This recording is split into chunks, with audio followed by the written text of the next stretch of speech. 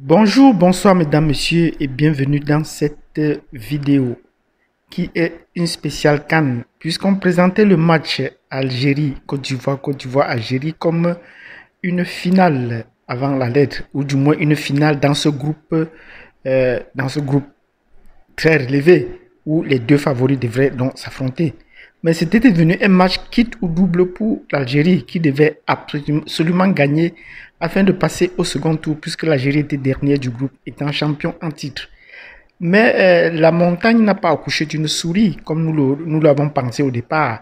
Hier, nous vous le disions déjà avant le match que nous souhaitons que pour taire les critiques des Algériens depuis le début de ce tournoi jusqu'à présent, il fallait que la Côte d'Ivoire batte par 2 buts à 0 l'Algérie pour que les critiques cessent et s'arrêtent à ce niveau.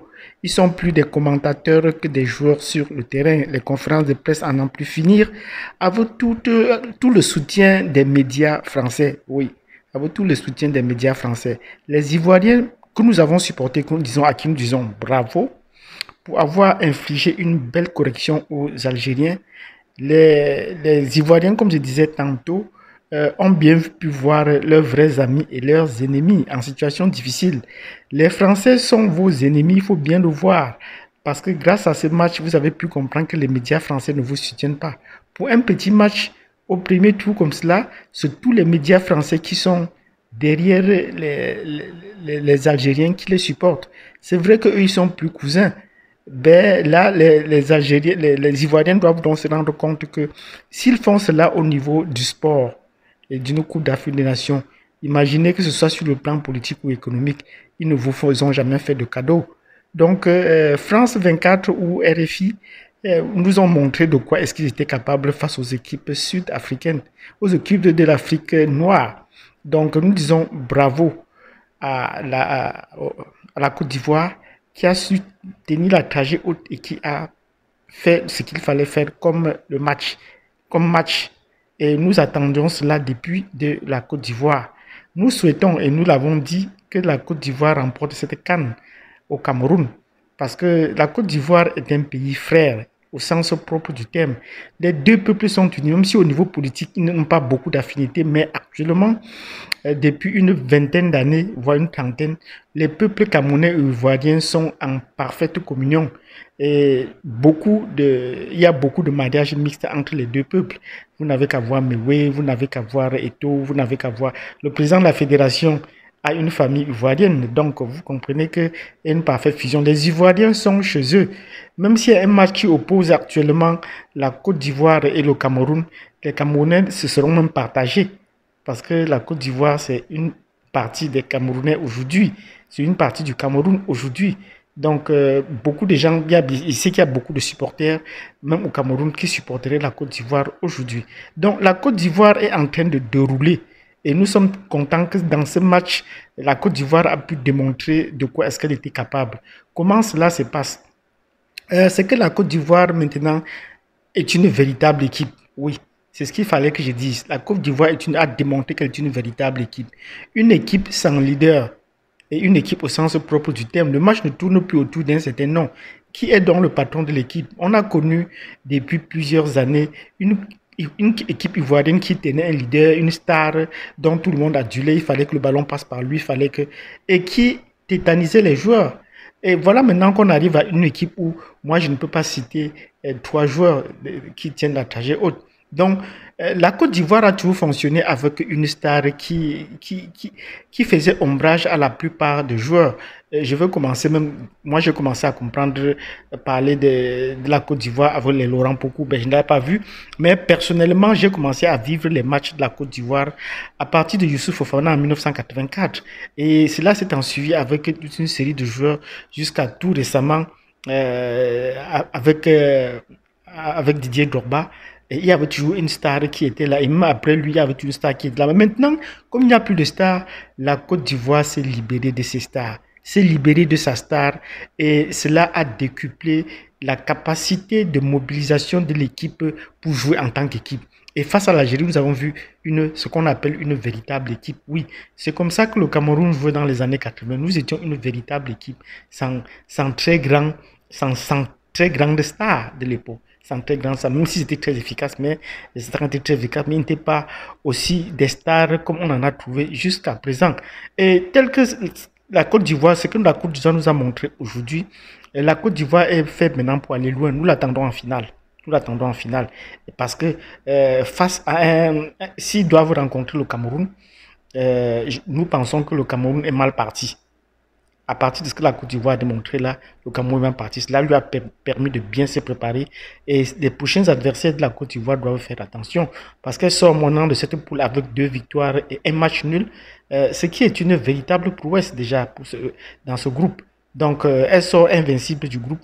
Vous voyez comment le match nul a été perçu très mal. La Côte d'Ivoire est une grande équipe, comme je le disais tout à l'heure. Elle a démontré vraiment ses capacités collectives d'une équipe en faisant jouer tous les compartiments du terrain et de façon harmonieuse. Ça, c'est ce qu'on attend généralement d'une équipe de football. Pas que l'équipe est adossée sur un joueur ou une star ou sur un compartiment de terrain. Non, tous les côtés ont bien joué. Nous disons bravo et félicitations à la Côte d'Ivoire et nous espérons que la Côte d'Ivoire va continuer dans cette lancée, pourquoi pas jusqu'en finale. Donc ce serait ça notre joueur. Et la Côte d'Ivoire, comme je disais tout à l'heure, n'est pas seulement une équipe, même du point de vue de la qualité des joueurs, la qualité, la valeur marchande des joueurs, individuellement et même collectivement. La Côte d'Ivoire est une grande équipe. Voilà des équipes que les Français devaient présenter comme une grande équipe, mais ils ne le disent pas. Parce que d'après notre analyse, vous considérez que les joueurs de la Côte d'Ivoire ont une très haute valeur marchande sur le marché. Et dans l'ensemble, ils constituent la deuxième équipe de grande valeur marchande. Donc ils devancent de loin vraiment le Cameroun actuellement dans la Coupe d'Afrique des Nations. Parce que leurs joueurs ont une très grande valeur marchande. C'est une équipe qui pèse lourd. Donc, sur le marché des transferts et sur le marché du football aujourd'hui, dans le mercato, donc, la Côte d'Ivoire ne doit qu'au moins arriver aux demi-finales, voire en finale, et pourquoi pas remporter cette coupe-là, vu peut-être tout le potentiel dont il déploie. Mais comment faire pour garder cette dynamique jusqu'à son terme, jusqu'à la fin, et qu'ils reviennent en Côte d'Ivoire, qu'ils prennent la Coupe du Cameroun pour entrer en Côte d'Ivoire.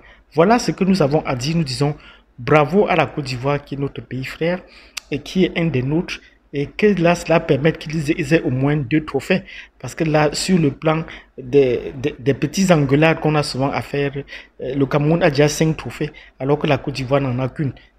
On pourra dire peut-être au général Makosso que nous ne sommes pas camarades de ce côté-là. Donc ça, c'est un peu pour se taquiner les uns les autres. Mais il faudrait que la Côte d'Ivoire remporte au moins pour avoir son 2e trophée. Et comme ça, on va se stimuler les uns et les autres.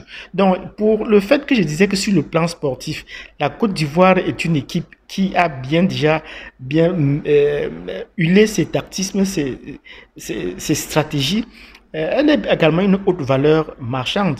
Que nous avons démontré là, vu le coût des joueurs, Mais cette valeur marchande n'est pas la première, parce qu'il y a d'autres équipes ouest-africaines qui sont les premières. Par exemple, comme l'équipe du Sénégal. Mais jusqu'à présent, le Sénégal n'a pas encore démontré. Mais comme les grandes équipes, est-ce qu'elle va aussi tout doucement pour entrer au fur et à mesure dans la compétition jusqu'à la finale? Parce qu'eux aussi, ils tiennent à remporter cette finale-là. Donc, la première équipe qui a une haute valeur marchande aujourd'hui, c'est le Sénégal. Nous attendons encore le Sénégal qui n'a pas encore gagné une Coupe d'Afrique des Nations. Il faut bien qu'on fasse ce petit rappel à nos abonnés pour qu'ils comprennent. La Côte d'Ivoire n'en a pas encore remporté, alors que le Sénégal n'en a pas encore remporté, alors que la Côte d'Ivoire en a déjà remporté une équipe qui était au Sénégal. Donc, voilà ce que nous allons dire là-dessus. Nous disons bravo. Mais nous allons également dire bravo à une équipe comme le Mali que nous avons soutenu depuis le départ. Vu l'ambiance géopolitique, sociopolitique au pays maintenant, vu toute la verve, le soutien populaire que le pays a, tant à l'intérieur qu'à l'extérieur, face à l'opposition à la France, nous disons le Mali également sur une bonne trajet, également dans une bonne lancée. Et nous vous rappelons que en 1972, il y a 50 ans, on a organisé la Coupe d'Afrique des Nations au Cameroun et le Mali était arrivé en finale. Donc, il faudrait encore que le Mali reprenne cette histoire. Il faudrait que le Mali fasse répéter cette histoire. Donc, avec les gens plus jeunes aujourd'hui, nous souhaiterons que le Mali au moins arrive en finale comme elle avait fait il y a 50 ans avec leurs aînés, quel copie le modèle de leurs aînés. Donc, nous leur disons bravo pour beaucoup de courage à cette équipe jeune. S'ils peuvent copier l'image de leurs aînés, ce serait qu'une bonne chose. Toujours en Afrique de l'Ouest, il y a une équipe qui est en train de prouver également. Donc, il n'y a pas seulement la Côte d'Ivoire qui a la qualité d'une équipe, d'une team, comme on dit. Le Nigeria est en train également de le montrer. Le Nigeria a remporté ses 3 premiers matchs face à des équipes de calibre comme l'Égypte, qu'elle a battu sèchement 1-0. Et voilà. Et c'est ça ce qu'on attend. Donc, quand je fais souvent des comparaisons avec d'autres matchs, comme le match du Cameroun, où vous remportez les matchs sur penalty, des penaltys discutables, là, il y a problème. Mais vous avez vu que tout à l'heure, la Côte d'Ivoire a battu sèchement l'Algérie. C'est ce qu'on attend, des démonstrations, les passes, et puis qu'on mette le ballon au fond du filet. Là, ça laisse personne pantois. Aucun adversaire ne met les mains sur la tête ou crie vers le banc de touche, vers l'arbitre. Voilà des buts qu'on attend. Ça, ce sont des qualités de but. Et c'est comme ça que le Cameroun avait souvent l'habitude de jouer et démontrer souvent face aux pays organisateurs dans les rapports des Coupes de Nations. Donc, quand on disait que la Côte d'Ivoire est une équipe, il faut aussi mentionner que le Nigeria est également actuellement une très bonne équipe. Une équipe également libérée de ses stars. Il n'y a pas de grandes stars en tant que telles dans l'équipe du Nigeria. Oui, vous savez qu'en termes de valeur marchande, le Nigeria, depuis les années 80, a toujours été au top, au sommet. Avec le Nigeria, déjà dans les années 80, aligné près de 8 à 9 professionnels sur le terrain, alors que le Cameroun à peine avait 2-3. Donc vous comprenez que le Nigeria aujourd'hui est une équipe qui a dû se restructurer. Et donc avec la jeune jeunesse, il n'y a pas de star en tant que telle dans l'équipe aujourd'hui. Il n'y a pas de star. Et elle se sent également libérée. Donc, vous voyez parfois la présence des stars venant d'Europe se comporte comme les Algériens là, puisque vous voyez, l'équipe d'Algérie, elles, ce sont des joueurs qui sont tous nés en France. Oui. Même la dernière fois qu'ils ont remporté la Coupe d'Afrique des Nations, les Marocains disaient que c'est l'équipe de France qui a remporté parce que les joueurs algériens sont tous des Français. C'est la première fois qu'ils viennent en Afrique subsaharienne jouer. Donc il faut comprendre que eux aussi, ils découvrent l'Afrique, effectivement, la vraie Afrique, l'Afrique profonde. Et cela peut un peu les intimider. Et cela peut un peu les mettre un peu sur leurs chevaux. Ils n'ont pas envie de se salir, ils n'ont pas envie de se blesser, ils n'ont pas envie. Ils auront tas de choses qui vont leur traverser par la tête. On connaît généralement ces complexes des enfants qui ont grandi en Europe et qui viennent vraiment retrouver la vraie Afrique. Peut-être certains sont surpris qu'ils n'allaient pas rencontrer les terrains de cette qualité-là en Afrique. Mais quand on cite même les meilleurs terrains en Afrique, comme l'Algérie a tendance à leur reprouver là, parmi les 8 meilleurs stades en Afrique, il n'y a pas de stade algérien. En termes de grandeur ou de qualité de stade, il n'y a pas de stade algérien. Donc, quand l'entraîneur parle ou les médias français parlent de champs de partout, de la qualité des stades, les meilleurs stades en Afrique ne sont même pas en Algérie. Donc, il faudrait que les Algériens retiennent un peu, savent retenir un peu leur langue. Et nous souhaiterons qu'ils organisent encore et on leur fera la leçon chez eux. Donc, voilà, je parlais donc du cas du Nigeria avant de faire le débrief, de revenir sur le cas de l'Algérie. Le Nigeria a une très bonne équipe maintenant et qui peut également aller très loin. Donc voilà ce que nous avons à dire comme débrief sur l'actualité de ce match Algérie, Côte d'Ivoire, Algérie qui a vu le succès des éléphants de Côte d'Ivoire sur l'Algérie par 3-1, donc 2-0 comme nous l'avons prédit déjà là. Et il y a également d'autres, nous allons faire le débrief la semaine prochaine, au fait demain, pour vous donner un peu les listes des autres pays qui sont présents, dont on ne connaît pas tant. Les pays comme les Comores, nous allons en parler, des pays qui viennent là pour la première fois et qui sont un peu égarés, dont on ne connaît pas. Les pays comme le Malawi, où sont situés ces pays-là? Ça fait également partie de la géopolitique. Donc nous allons faire écho au courant de cette période. Merci de nous avoir suivis. Si vous avez apprécié notre débrief sur ce match Algérie-Côte d'Ivoire qui a vu le succès des éléphants de Côte d'Ivoire, par 3-1 et qui fait rentrer le champion en titre à la maison dès le premier tour. Mettez-nous déjà des pouces, abonnez-vous, cliquez sur la cloche de notification et nous vous donnons rendez-vous demain pour une autre analyse de l'actualité et on se dit à tantôt.